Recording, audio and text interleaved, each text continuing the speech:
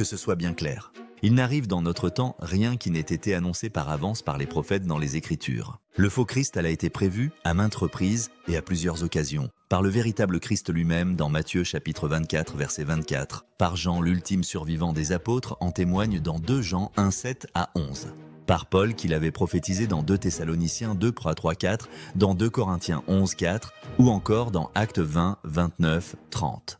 Par Daniel qui a annoncé le retranchement du véritable Christ de loin à la fin des temps dans Daniel chapitre 9 verset 26.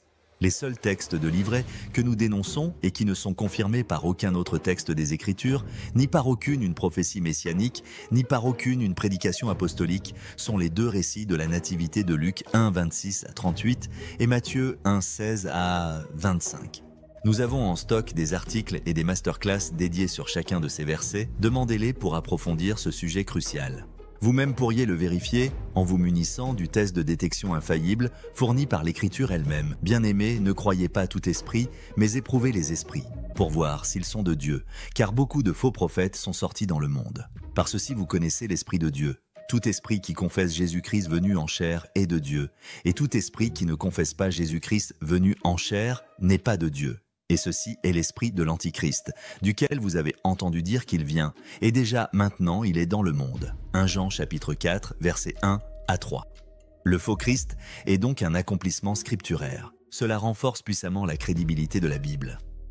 L'avènement de l'usurpateur, de l'imposteur, de l'homme du péché, du fils de la perdition, de l'adversaire qui s'est assis à la place de Dieu, du faux Christ ou Antichrist, donc conforte puissamment la norme suprême que constitue la Bible. N'est-ce pas?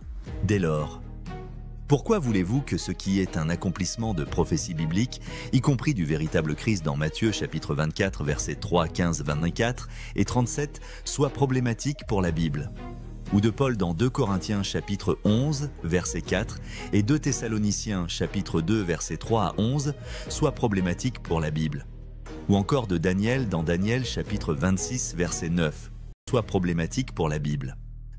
L'important est ailleurs, le plus important est d'en souligner le renforcement de l'autorité de la Bible comme norme suprême, et non pas de s'attarder sur les petites mains qui ont servi le dessein de Dieu.